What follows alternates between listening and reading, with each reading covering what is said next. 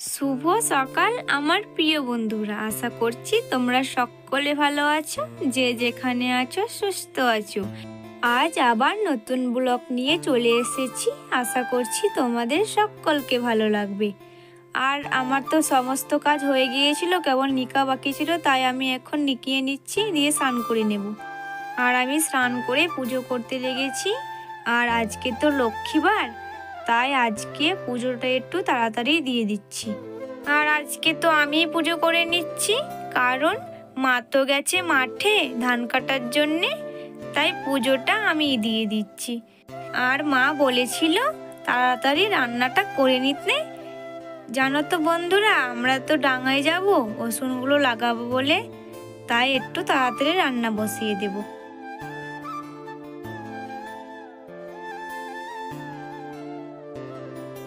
এই করে তো আমি উনুন ধরিয়ে দিয়েছি মুড়ি খেয়ে।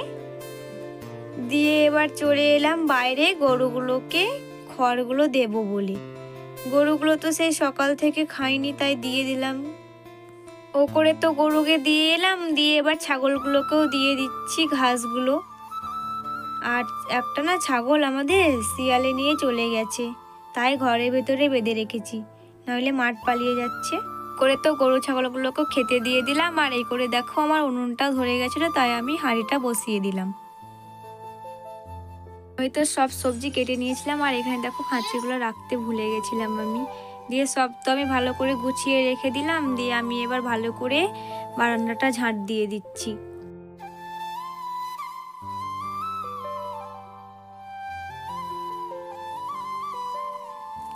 আর আমার তো রান্না হয়ে গিয়েছিল, বেশি কিছু রান্না হয়নি, তাই তাড়াতাড়ি হয়ে গিয়েছিল। আর আজকে তো নিরামিষ বললাম। দিয়ে আমি এবার দেখো বাসনগুলো সব মেজে নিচ্ছি। আর কলে জলই পড়ছিল, আর কারেন্ট চলে গেছে বলে জল চলে গেছে, তাই আমি জল ধরে রেখে দিয়েছিলাম আগে থেকেই, তাই ওই জলগুলো নিয়ে ধুয়ে নিচ্ছি। আর আমার বাসনগুলো তো সব ধোয়া হয়ে গেল, আর কড়াইটা বাকি ছিল, তাই কড়াইটা জল বুলিয়ে নিলাম। আর এখানে দেখো দোকানের কাছে পুচকিটা বসে আছে।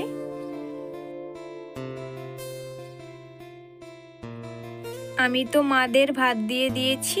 দিয়ে মা বলল রসুনগুলো ছাড়িয়ে নিতে। রসুনগুলো তো একটা একটা করে লাগাতে হয়, তাই আমি ছাড়িয়ে নিচ্ছিলাম। আর এই করে মাদের ভাত খাওয়া হয়ে গেছিলো, থালা বাসনগুলো ধুয়ে ধুয়ে দিল। দিয়ে এবার ওই রসুনগুলো নিয়ে এবার আমরা সবাই চলে যাচ্ছি রসুনগুলো লাগাবো বলে। আমাদের ঘর থেকে অনেকটা যেতে হয়, তাই এবার আমরা রাস্তায় যাচ্ছি।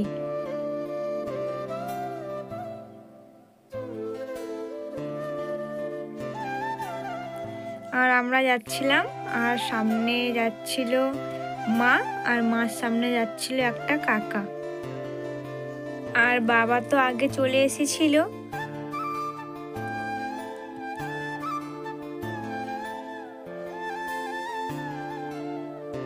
আর এখানে দেখো চলে এসেছি আমাদের ডাঙাটাই। আর বাবা তো এই বস্তাগুলো নিয়ে সার নিয়ে এসেছিল, সারগুলো দেবে বলে। আর এইটা হচ্ছে আমাদের ডাঙা। আর এই ডাঙার এই সাইডে লাগাবো আমরা রসুনগুলোকে, আর ওইদিকে তো আলু লাগাবে। আর মায়ে আমাতে দেখো রসুনগুলো লাগাবো বলে মোটা মোটা ঢেলগুলোকে এইদিকে সরিয়ে দিচ্ছি। আর আমি তো পারছিলামই না ভালো করে, মানে এইগুলো এই করতে। দিয়ে মা আমাকে দেখিয়ে দিচ্ছিল যে এরকমভাবে ওই ঢেলগুলোকে ওই সাইডে সাইডে রাখ, একটা লাইন হয়ে যাবে। তাই আমি দেখো এইদিকে ঢেলাগুলোকে লাগিয়ে দিচ্ছিলাম, আর বাবা পাশনি নিয়ে সমান করে দিচ্ছিল।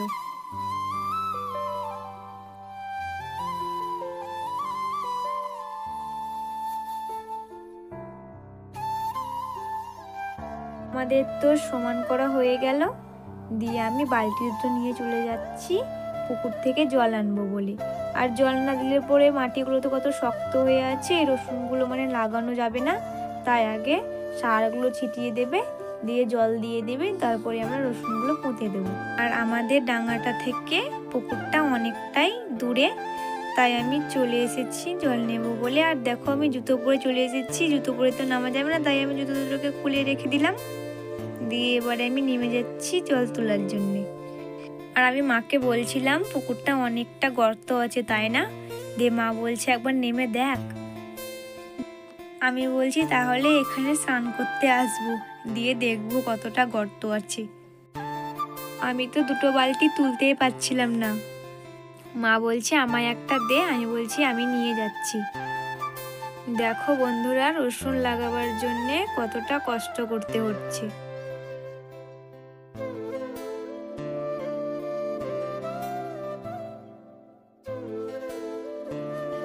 জল তো বাবা ভালো করে দিয়ে দিল, দিয়ে বাবাতে আমাতে রসুনগুলো লাগিয়ে নিচ্ছি। আর আমি তো আজকে প্রথমবার রসুনগুলো লাগাচ্ছি, তাই বাবা আমাকে বলে দিচ্ছিল এভাবে লাগাবার জন্যে, তাই আমি লাগাচ্ছি। কারণ আমার বাবারা লাগায়, কিন্তু আমি কোনোদিনও যাইনি তো লাগাতে, তাই আমি পারছিলাম না।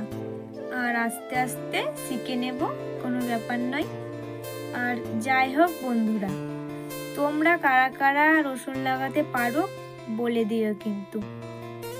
আমি তো জানতাম না, তাই এখন জেনেও নিলাম, তাই এবারে আমি লাগিয়েও নিচ্ছি।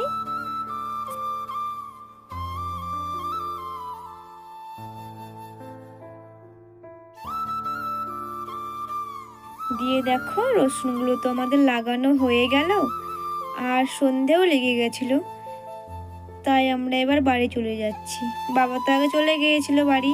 ঠিক আছে বন্ধুরা, পরের ব্লকে আবার দেখা হবে। আর একটা লাইক ও সাবস্ক্রাইব করে দিও তোমরা।